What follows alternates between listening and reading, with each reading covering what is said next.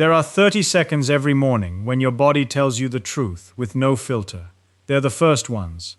Right when you swing your legs out of bed and stand up. Before that you were horizontal and there was no problem. 10 minutes later, once you're up and moving, the feeling fades and you forget about it until the next day. But in that gap, something fairly specific happens. Your lower back is slow to respond. You sit for a moment on the edge of the mattress. Your hand goes to your lower back without you deciding to move it there. You take the first step, testing the ground, like someone walking on ice. At 35, this didn't happen. You got up and you were already walking. Now there's a toll to pay. And since that toll is paid in 30 seconds and then vanishes, you file it away, where we file almost everything we don't understand about the body. Age, the mattress, your sleeping position. You change your pillow. You buy a new mattress with great reviews, and 4 weeks later the morning is exactly the same. Alongside that are other pieces you've probably never put in the same pile. Breathing that stays up in the chest and doesn't drop down into the belly. That pinch in the groin or the front of the hip when you get up from a low chair. Trouble standing still for 20 minutes without looking for a wall, a counter, something to lean on. Needing to stretch a bit before you can walk fully upright after 2 hours of sitting. That detail of sleeping better with a pillow under your knees, without knowing why. You've explained each of those separately. Each one has its own assigned culprit. Underneath all of them is one muscle, just one. And it almost never comes up in conversation, not in the 15-minute doctor's visit, not in the back-stretching video you watched last month, because it's buried somewhere nobody's hands reach, in front of the lumbar spine, behind all your abdominal organs. It's called the psoas. It's the deepest muscle in the human trunk, and the one that does the most work without anyone noticing. And it has a particular feature that explains why the problem shows up exactly in this decade of your life, and not before. It's the only muscle in the body that directly connects your spine to your legs. The only bridge. If the bridge shortens, everything that crosses over it changes shape. Over the next 30 minutes, I want to show you 4 things. Where it is exactly and what it does, with real anatomy. Why it becomes rigid over the years, and why the turning point tends to fall between 45 and 60. Why the classic stretch, holding it for 30 seconds while gritting your teeth, fails and often makes the feeling worse. And what to do instead. With an 8-minute protocol you can start today on your living room floor. If this kind of explanation interests you, the kind that starts by understanding the mechanism before telling you what to do, subscribe to the channel. That's exactly what we do here every week. Let's start with the map. If you're enjoying this story so far, don't forget to hit like and subscribe. Leave me a comment telling me which part of the world you're watching from. I love reading them. Put your hand on your abdomen, about 4 fingers above your belly button, and press inward. What you feel there are the abdominal muscles, the ones you see in the mirror when someone has them defined. The psoas is much deeper than that. It's behind the intestines, behind the kidney, right up against the front of your lumbar vertebrae. It starts up high, at the 12th thoracic vertebra, the last one with a rib attached, and descends, anchoring onto the bodies of the 5 lumbar vertebrae and the discs between them. From there it runs diagonally, forward and outward, crosses the inner edge of the pelvis, joins another muscle that lines the inner surface of the hip bone, the iliacus, and together they form a shared tendon that inserts into a small bump on the femur, called the lesser trochanter, on the upper inner part of the thigh. There's one on each side, left and right. Read that path again. It starts at the spine, it ends at the thigh bone. No other muscle in your body makes that trip. The rest of the hip muscles go from pelvis to femur, or from spine to pelvis. The psoas skips the pelvis, uses it as a pulley, and keeps going. That has a consequence almost nobody explains to you. When the psoas pulls, it pulls on both things at once. It pulls the femur upward, which is what happens when you lift your knee to climb a step. And it pulls the lumbar spine forward and downward, which it does all day every second you're standing, without you noticing. It works constantly. Every step you take activates it. When you're standing still, it helps keep you stable over your hips. When you sit down, it shortens. When you climb stairs, it fires hard. When you run, its load doubles. When you turn over in bed, it's involved. And it does something else, usually left out of the standard explanation. In textbooks, it's classified as a hip flexor, the muscle that lifts the knee. That's its visible job. The invisible one is that, while you're standing, it holds your lumbar vertebrae from the front, controlling how far the spine tips backward. It works like the tensioning cable of a mast. If that tension disappears, or goes out of control, the lower back loses one of its active supports. A muscle that works this hard should complain, and yet it doesn't. A tense shoulder warns you. A damaged knee protests. The psoas stays silent, because a muscle this deep has much poorer sensory representation than a superficial one.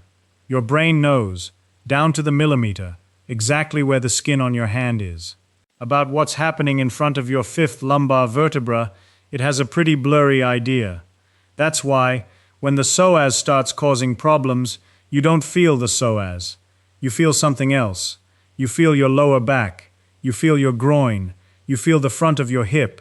You feel like you can't quite stand up straight. The signal arrives scrambled, and you attribute it to the wrong place, which is exactly why this muscle has spent decades slipping past everyday diagnosis. There's one more detail almost nobody knows, and it's going to matter in Chapter 4. Right above the psoas, arching over it like a bridge of tissue, runs a band of the diaphragm called the medial arcuate ligament. The diaphragm, the muscle you breathe with, also anchors onto your upper lumbar vertebrae. The two share a wall. They share an anchor point. They are, literally, in contact. And here's proof of just how seriously doctors already treat this. Hospitals use a measurement called the psoas index. It's calculated from an abdominal scan, measuring the muscle's cross-sectional area at the level of the third lumbar vertebra and adjusting for the patient's height. It's used to estimate how much muscle mass a person has overall and to predict how well they'll tolerate major surgery. A small psoas on the scan is linked to more post-operative complications and slower recovery. Think about that for a second. A muscle you don't feel, that doesn't show up in any mirror, that no trainer ever mentions, gets used in the operating room as a gauge of your physical reserve. The psoas doesn't break down the day you turn 50. What happens is that there are two slow processes that have been advancing in parallel for decades, and around that age they intersect. The first is about position. A muscle adapts to whatever length it spends most of its time at. This isn't a metaphor. It's a documented structural adaptation. When a muscle is sustained in a shortened position, it reduces the number of contractile units arranged in series, and the surrounding connective tissue reorganizes itself around that new working length. The body optimizes for what you ask of it. If what you ask is to stay folded, it becomes efficient at staying folded. Now add up your day. 8 hours at a computer with your hip bent at 90 degrees. 40 minutes driving, with your hip closed even further by the position of the seat. Eating while seated, 2 hours on the couch at night, which is really 2 hours of a folded hip with the pelvis tucked back. Add it up. 13-14 hours a day in exactly the position where the psoas is shortest. Multiply that by 30 years. The second process is about tissue. Starting around age 30, a sedentary person loses between 3 and 8% of muscle mass per decade, and the pace speeds up after 60. That's sarcopenia. At the same time, the collagen in connective tissue builds up more cross-links between its fibers. The tissue holds less water, and the fascia surrounding the muscle becomes less slippery. The psoas takes both hits at once. Less contractile tissue inside. A stiffer wrapping outside. And since part of its mass has been lost, what remains works under more resting tension to do the same job. The word rigid in the title needs a clarification that changes the whole treatment approach. A 60-year-old psoas is usually rigid and weak at the same time. These aren't opposite states.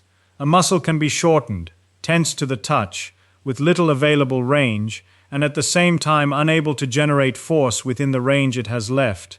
In fact, that combination is the most common one after 50. There's a third factor, quieter than the other two, and to me it's the most interesting.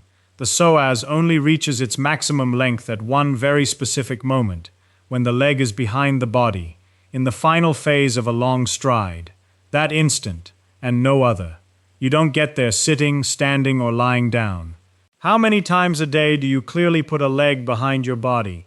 At 25, running, taking stairs 2 at a time, walking briskly through the city. Hundreds of times. At 60, with shorter steps, taking the elevator, driving right up to the supermarket door. Maybe none.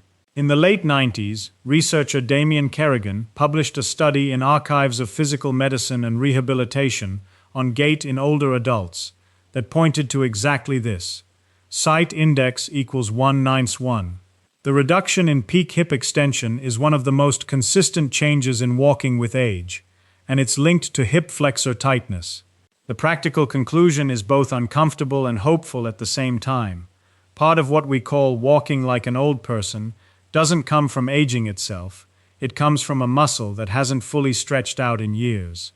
These 3 forces converge around the 5th decade. That's why the title mentions 50. Before going further, I want you to check where you stand. There's a clinical test that's been used for over a century to measure hip flexor length, the Thomas test, and it has a fairly faithful at-home version you can do right now. You need a firm bed or a table you can sit on, with clear space underneath. Sit on the edge, with your glutes right at the rim. Lie back, bringing both knees to your chest, and hug them.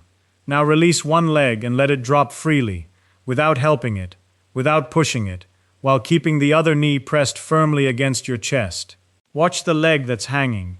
If that thigh ends up resting on the surface, level with the hip, in line with your torso, the length is normal.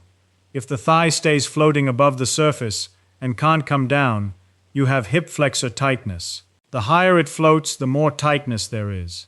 Notice 2 more things while you do this. If the knee of the hanging leg straightens on its own, that points more to the rectus femoris. If the thigh falls outward as it drops, that usually indicates tension on the outer band. And if your lower back lifts off and arches the moment you release the leg, that's the clearest sign of all. The psoas is pulling on your spine because it has no length left to give. Do it with both legs. There's almost always a difference between sides. Keep the result in mind, because in the last chapter you'll repeat this test in 3 weeks. This is usually where this topic goes off the rails online, so I'm going to be very careful about what I claim and what I don't. You've probably heard the psoas called the muscle of the soul, or the muscle of fear.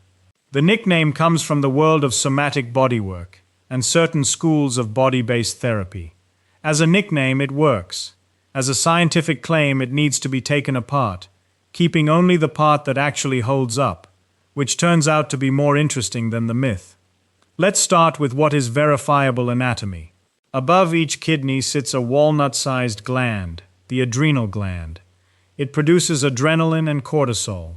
The kidneys rest against the back wall of the abdomen, and that wall, in its central part, is the psoas. They're real neighbors, just centimeters apart, with nothing between them but fatty tissue and fascia. Now, what doesn't hold up? The idea that a contracted psoas squeezes those glands and triggers a hormonal release, or that stretching it releases stored cortisol. That's not proven, and that's not how physiology works. 2 structures being neighbors doesn't mean one controls the other. What does happen, and explains why so many people associate this muscle with emotion, is something else. When something genuinely startles you, a loud noise behind you, a sudden break, your body runs a reflex pattern in under a quarter of a second. Shoulders rise, chin drops, the torso folds forward, the knees bend slightly. It's a protective response for the vital organs, and it's been documented for nearly a century. The hip flexors take part in that folding. In a one-off scare, that contraction lasts a second and releases on its own. The problem shows up when the activation stops being a single episode and becomes a background state. Sustained financial worry. A job that never switches off when you close the laptop. A sick family member. Insomnia.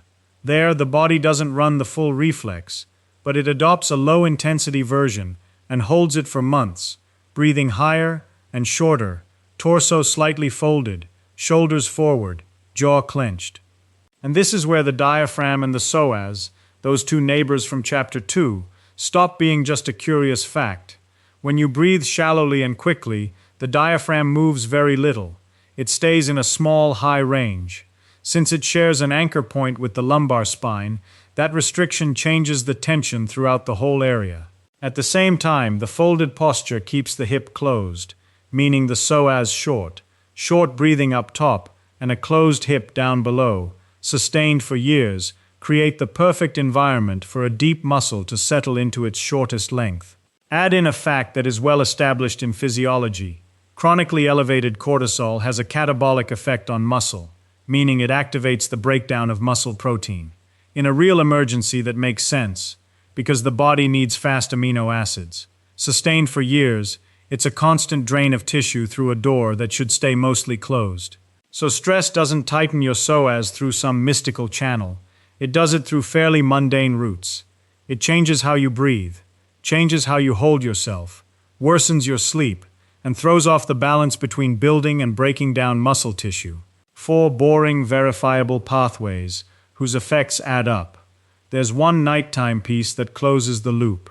During deep sleep, especially in the first half of the night, the pituitary gland releases most of the day's growth hormone, the main signal for tissue repair. Matthew Walker and his group at Berkeley have spent years documenting what happens when that sleep gets cut short. Site index equals 1-2, cortisol rises, growth hormone drops, and markers of muscle breakdown increase. Sustained poor sleep doesn't just leave you tired, it also leaves you with less capacity to repair the muscle you used during the day. The fact that it's all mundane has a huge upside. Anything mechanical can be fixed mechanically. If this story has you hooked, make sure to subscribe and turn on notifications so you don't miss a video. Your support means everything and helps me bring you more moving stories like this one. A shortened psoas doesn't produce one symptom. It produces a chain. And because the links show up spread out over time, each one gets its own home diagnosis. First link, the pelvis. The psoas pulls the lumbar spine forward. With the muscle permanently short, that pull becomes constant, and the pelvis rotates, increasing the lower back curve. The facet joints at the back of the vertebrae, which are designed to guide movement, start bearing a load they weren't meant to carry. That produces a dull, diffuse ache that worsens with long periods of standing and improves when you sit down or lie with your knees bent. If you recognized yourself in that description, pay attention to what comes next. Second link, the glute switches off. There's a neuromuscular principle called reciprocal inhibition. When a muscle stays active and shortened, its antagonist receives less signal. The antagonist of the hip flexor is the glute maximus, the engine of hip extension, the most powerful muscle you have. With the psoas chronically short, the glute kicks in late and with less force. But the work still has to get done somehow. So the hamstrings, the muscles on the back of the thigh, take it on, even though they weren't built to be the main engine. They get overloaded. They feel tight every morning. And here's one of the most repeated scenes in the fitness world. The person stretches their hamstrings for months, faithfully, without ever improving, because the tissue they're stretching isn't the one causing the problem. Third link, stride length. With hip extension limited, your stride shortens. To keep the same walking speed, you need more steps, which burns more energy. Walking becomes tiring sooner, and because it's tiring, you walk less. And because you walk less, the psoas loses even more range. This isn't just about aesthetics. Studensky and colleagues published a pooled analysis in JAMA in 2011, covering 9 studies with roughly 34,000 older adults, in which Chait index equals 1-3 walking speed predicted survival with notable precision, comparable to that of much more expensive clinical indicators. Cite: walking speed sums up the state of many systems at once, and one of its mechanical components is stride length. Fourth link, the floor. Getting up from a low chair, stepping up onto a high curb, crouching down to tie a shoe or pick something up. All of these movements need the hip to open and close through a wide range. When that range narrows, the body looks for shortcuts, using the arms for help, twisting the torso, pushing on the knee with a hand. The shortcuts work for a while and hide the loss, until one day they don't hide it anymore. There's one movement that sums this up better than any other: getting down to the floor and back up without using your hands. It's used in functional assessments precisely because it demands hip range, strength, and balance all at once. A lot of people in their 50s discover, the day they try it, that they can't do it anymore, and the surprise is genuine, because that movement gets abandoned without any warning. Nobody decides to stop sitting on the floor. 10 years just go by, and it's been 10 years since you last did it. There's a fifth link that shows up at the gym and causes quite a bit of confusion. When someone with a short psoas does classic sit-ups with straight legs, the movement is led by the hip flexor, not the abdomen. The result is an exercise that reinforces exactly the pattern that's already excessive, and also compresses the lower back with every rep. The person finishes the set with back discomfort and concludes their abs are weak, when what they actually have is a dominant flexor, doing work that isn't its job. With the lumbar spine pulled forward and the lower ribs displaced, the diaphragm has less available range. Breathing rises into the chest. At night, lying on your back with legs straight, the psoas is at its longest position of the day, and if it can't reach that length, it pulls the lower back against the mattress. That's why so many people sleep with a pillow under their knees or on their side in a fetal position, without ever having consciously decided to. The body looks for the posture where that muscle doesn't have to stretch.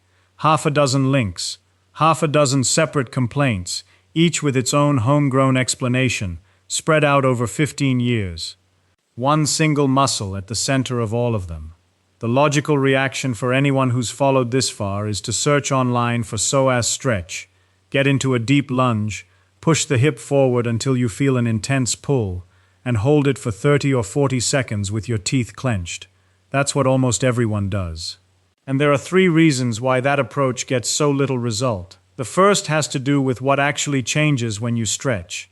For decades it was assumed that a sustained stretch lengthened the muscle. In 2010, Sarah Wepler and Peter Magnuson published a review in Physical Therapy that put that assumption to the test. Looking at the available studies, they found that Kate index equals 1-4. The range of motion gains seen after weeks of static stretching are explained largely by a change in tolerance to the sensation, rather than by a structural change in tissue length. Put plainly, after several weeks you reach further, mostly because you can tolerate more of the discomfort of getting there. That doesn't mean stretching is useless. It means that stretching alone, with nothing else, moves the needle much less than people give it credit for. The second reason is about aim. The psoas sits behind your organs. There's no position where you can isolate it by feel, the way you isolate a calf muscle by pressing your foot against a wall. Most people who think they're stretching the psoas are actually loading the rectus femoris, the superficial thigh muscle that crosses the knee, or simply pushing against the hip joint capsule. You feel a pull, it feels like it's working, and the deep muscle barely notices. There's a detail that decides whether the exercise works or not, and almost no video mentions it. If, during the lunge, you let the pelvis tilt forward and the lower back arch, the range you gain at the hip you lose at the spine. Total length doesn't change. You feel a stretch, yes, but the sensation comes from compressing your back. That's why some people spend a year in that position and end up with more lower back discomfort than when they started. The third reason is the one that separates an approach that works from one that doesn't. A rigid, weak muscle, the typical combination after 50, doesn't just need length, it needs a reason to keep it. If you gain passive range and don't give it strength within that new range, the nervous system has no reason to let you keep it. A range you don't control is a range your body reads as unsafe, and it responds with what it has, protective tension. That's why, by mid-afternoon, you're right back where you started that morning. There's a fourth point, about safety, and I'd rather say it even though you didn't ask. There are videos going around teaching people to release the psoas by pressing a tennis ball or their fingers deep into the abdomen, hunting for the muscle below the belly button and pressing hard. Go back to the map from chapter 2 and you'll see the problem, Between your hand and that muscle are the intestines, the kidney, the ureter, and, depending on the spot, the abdominal aorta. A physical therapist with specific training knows where and how much pressure to apply there. Someone lying on their living room floor with a tennis ball does not. The potential benefit of that technique at home is small, and the margin for error is narrow, so leave it out of your routine. The correct principle has two parts, and both are necessary. First, gain length without compressing the lower back, which requires specific control of the pelvis. Second, build strength within the range you've gained, including the part almost nobody trains, the psoas working in its shortened position, with the knee above the hip. With both pieces in place, the change sticks. Without the second one, you start from zero every morning. What follows are 5 exercises in a specific order. The order matters because each one sets up the next. 8 minutes total. You'll need a firm floor and comfortable clothes. Before starting, something I want to say plainly. If you have acute pain, pain that radiates down your leg, numbness, loss of strength, pain that wakes you at night, a hip replacement, a diagnosed disc herniation, or a recent fall, this isn't for you until a doctor or physical therapist has seen you. What I'm sharing here is meant to go alongside medical care, never replace it. Piece 1. Constructive rest. 3 minutes. Lie on your back with your knees bent and feet flat, hip width apart. Place your hands on your lower ribs. Let the floor support your full weight. Inhale through your nose for a count of 4, and feel your ribs widen sideways under your hands. Exhale for a count of 6 or 8, slow, without forcing the end of the breath. A long, gentle exhale is the most direct way to lower sympathetic activation, and it also lets the lower ribs drop and the diaphragm regain range. 10 breaths like this. Piece 2. Heel slide. 5 per side. Stay lying down the same way. Put one hand under the curve of your lower back, palm down, to use as a sensor. Slide one heel along the floor, very slowly, straightening the leg, while exhaling. The only goal is that the pressure of your back against your hand doesn't change. The exact moment you feel your lower back lift off your hand, you've reached the end of your real range. Stop there, bring it back, and switch sides. That point is your honest measure of psoas length today. Note it mentally, because in 3 weeks you're going to reach further, and I want you to notice that. Piece 3. Kneeling lunge with pelvic tilt. 3 sets of 30 seconds per side. Kneel on your right knee, on a cushion if it bothers you, with your left foot planted in front, forming a right angle at the left knee. Here's the detail that decides everything. Before moving forward, squeeze the right glute, the leg that's behind, and tuck your tailbone down, as if trying to close the gap between your ribs and your pelvis. Your lower back flattens slightly. You'll immediately feel a pull in the front of your right hip, deep, without having moved forward even an inch. Now, keeping that tilt, shift your weight forward just 2 or 3 finger widths, no more. Breathe slowly for 30 seconds. If your lower back arches again, back off until the tilt is restored. The rule for this exercise is simple. If you're not squeezing the back glute, you're not stretching the psoas. Piece 4. Short range knee raise, 5 per side, standing, next to a wall or chair in case you need support.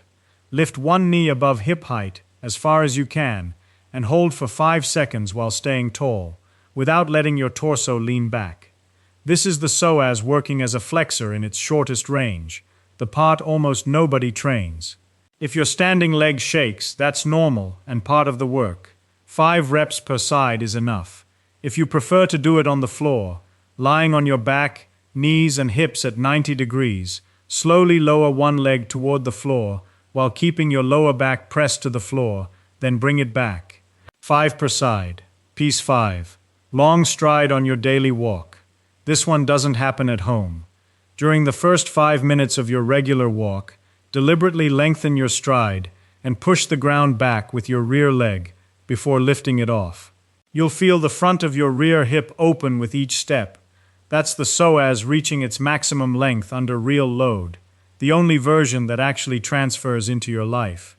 How to know it's working without relying on how you feel that day. You have 3 objective markers. The The first is the Thomas test from Chapter 3.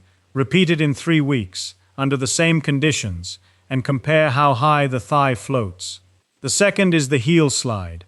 The distance your leg travels before your lower back lifts off your hand should increase.